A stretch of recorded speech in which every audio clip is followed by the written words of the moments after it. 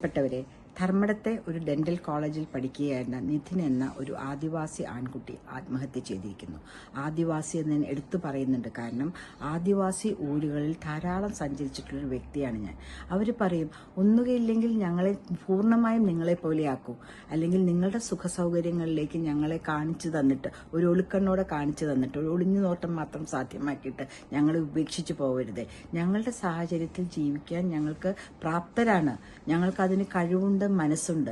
അവിടെയുമില്ല ഇവിടെയുമില്ല എന്നൊരവസ്ഥയിൽ ഞങ്ങളെ കൊണ്ടാക്കരുതേ എന്ന് പല ആദിവാസി ഊരുകളിൽ പോകുമ്പോഴും അവർ പറയാറുണ്ട്.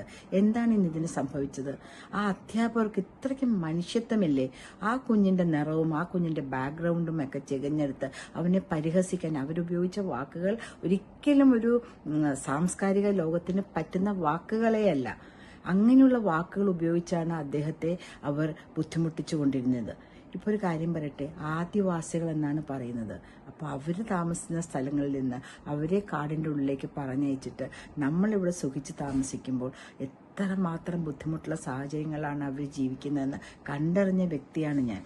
അവർ അവിടെ നിന്ന് പഠിച്ച് ഒരു മാർക്ക് മേടിച്ച് ഒരു കോളേജിൽ അഡ്മിഷൻ മേടിച്ച് വരണമെങ്കിൽ ആ കുട്ടിയും ആ കുട്ടിയുടെ കുടുംബവും അനുഭവിച്ച ബുദ്ധിമുട്ടുകൾ ചെറുതല്ല. അത്ര ബുദ്ധിമുട്ട് സഹിച്ചാൽ മാത്രമേ ഒരു പ്രൊഫഷണൽ കോളേജിലേക്ക് ഒരു ആദിവാസി ഊരിൽ നിന്ന് ഒരാൾക്ക് എത്താൻ പറ്റുള്ളൂ. പ്രിയപ്പെട്ടവരെ, ഇതൊരു കണ്ണ് തുറക്കുന്നൊരവസ്ഥയാകണം. ഇനി ഒരു കുടുംബത്തിനും, ഒരു ആദിവാസി കുടുംബത്തിനും ഇതുപോലൊരു അവസ്ഥ ഉണ്ടാവരുത്. ആ കുട്ടിയുടെ അമ്മ എല്ലാ ശക്തിയും പൊട്ടിച്ചും സ്വന്തം മകന്റെ ശരീരത്തിലേക്ക് കമിഴ്ന്ന് വീഴുന്ന കാഴ്ച ഏത് അമ്മ മനസ്സിനാണ് കണ്ടുകൊണ്ട് നിൽക്കാൻ പറ്റുന്നത്? അല്ലെങ്കിൽ ഏത് കുടുംബത്തിലുള്ളവർക്കാണ് കണ്ടുകൊണ്ട് നിൽക്കാൻ പറ്റുന്നത്? തൻ്റെ കുടുംബത്തിനാണോ ഇത് അടുത്തത് വരുന്നതെന്ന് അറിയില്ലല്ലോ.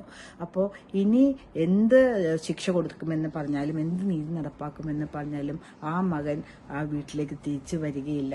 പക്ഷെ നമുക്ക് ചെയ്യാൻ കഴിയുന്നത്, ഇനി ഒരു നിധിൻ കേരളത്തിൽ ഉണ്ടാവാണ്ടിരിക്കട്ടെ.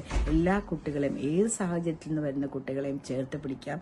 അവർക്ക് താങ്ങായി തണലാക്കി അവർക്കൊരു നല്ല ഭാവിയിലേക്ക് കൈപിടിച്ച് നടത്താനായിട്ട് നമുക്ക് കഴിയട്ടെ.